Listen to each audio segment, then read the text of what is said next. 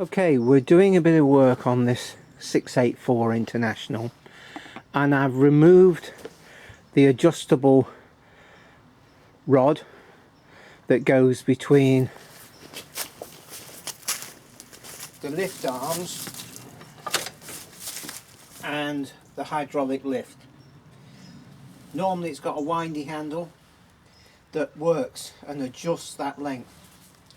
This one's been seized for quite a long time, and it's not raining today, and I'm in the mood for fixing things.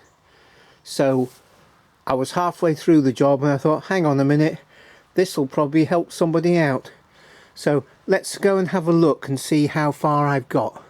So we're at the outside leg vise, and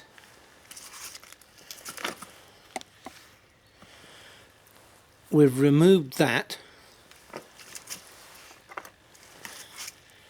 and the crank handle. That goes in there and the crank handle goes there, and there's just a pin through.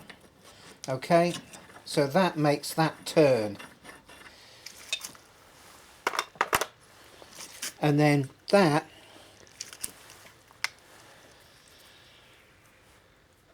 gear there is connected to a gear down here which is connected to this rod.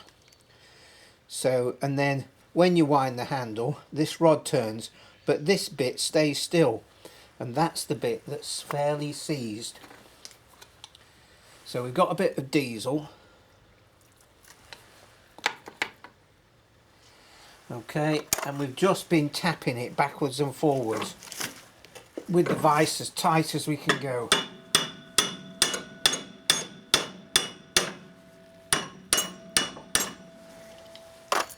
And I'm not sure whether we're moving it or not.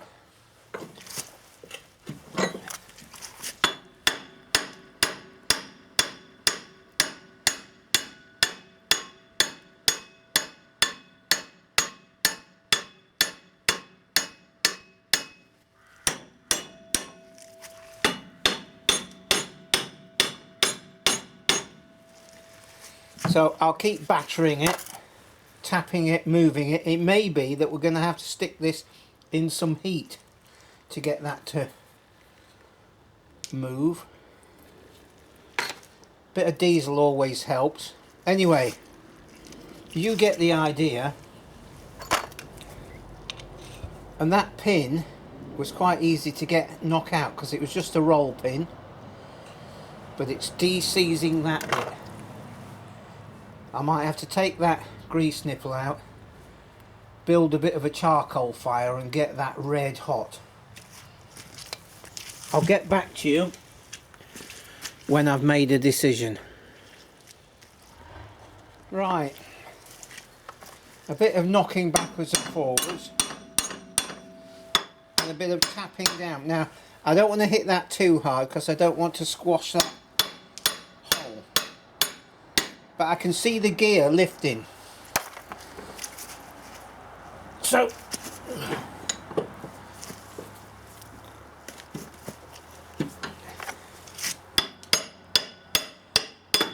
there we go. So I'm going to clean that lot up. We're getting some movement now. Yeah, that's great. I've been at this 10 minutes.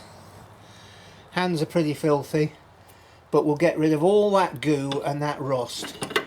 Okay, and you know, when you're using a mower or a topper or something like that, you need to be able to adjust these links, and it's so frustrating when you can't. I'll get back to you once I've cleaned this up and it's all ready to go back together. Okay, that's fairly clean now. We've got some grease.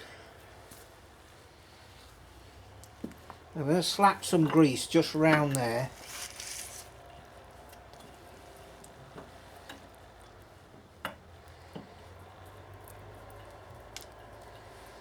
Okay.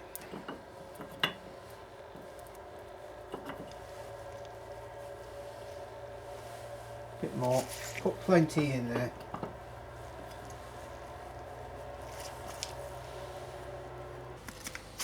Okay, so that's a load of grease in there, and then we've got the gear. I'm just going to put some grease on the gear. Got a noisy tractor next door, so I might stop in a moment. Right, we're starting to get some action. Okay, then we've got the handle and a bit of grease on that, and the handle goes through there, and then we've got to put the roll pin in.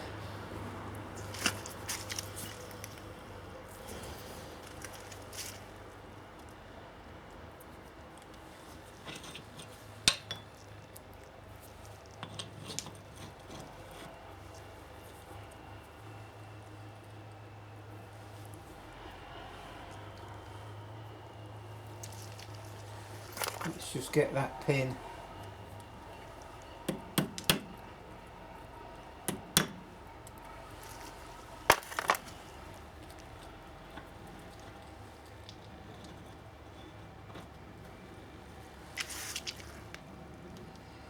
Let's try that.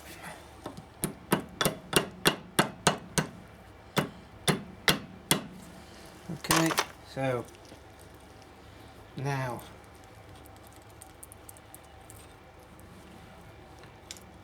okay, the hole is there when the handle's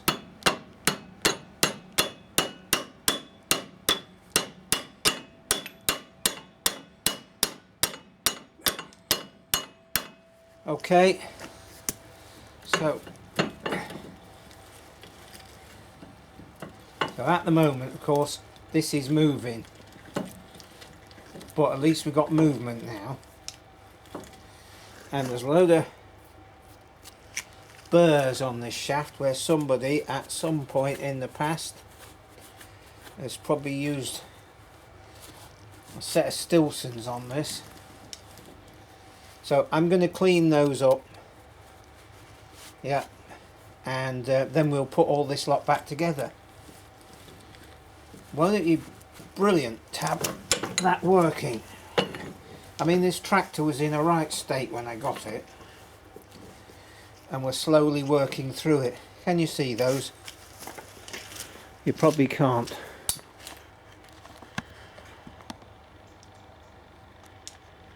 Yeah, so we'll just clean those up to make it a bit smoother, and then we'll put it back on the tractor.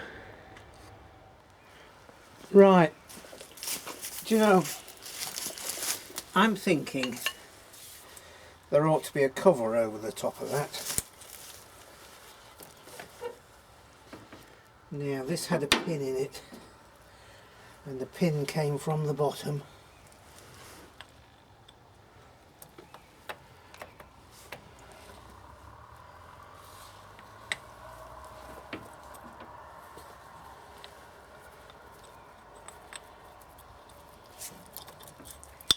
There we go. And it had, we call them split pins because they split. I think in the old US they call them cotter pins. But what we call a cotter pin is a round pin that tapers with a flat on the side, like you get on a bicycle crank. So there you go. And it's the same sort of thing with wrist pins and gudgeon pins on pistons. The pin that goes through the piston and the big and the small end in the UK is called a gudgeon pin. In America it's called a wrist pin. There you go. Right, which way did we have this? We have this with a flat on the inside. There we go. Now, way. That's brilliant.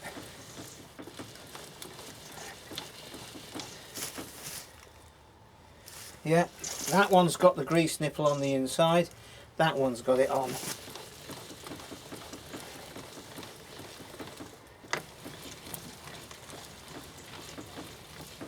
I'm very pleased with that. Yeah, that levels everything up so nicely. I've got to just open that split pin and get the grease gun and just pop some grease through those two, and we're done. Just surprising, you know. I suppose it's taken me maybe 3/4 of an hour undoing pins, taking it to the outside leg vise, working out how this came apart, freeing that off, talking to you. Yeah, I mean, it's dead rural engineering, but things get left and left and left, and then it gets worse and worse and worse. I still think there ought to be maybe a cover over the top of that, because all the muck will naturally go down in there. Maybe I'll make something, or slide a bit of plastic in there or something like that. Right, hopefully we can see all right.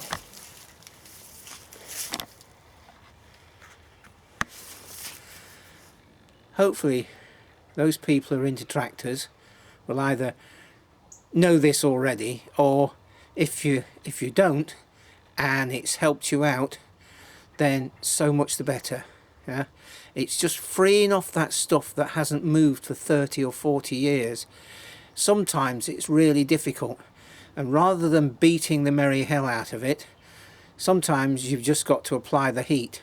And if that's oxyacetylene or a propane torch or a little charcoal fire, get it red hot, things do start to move.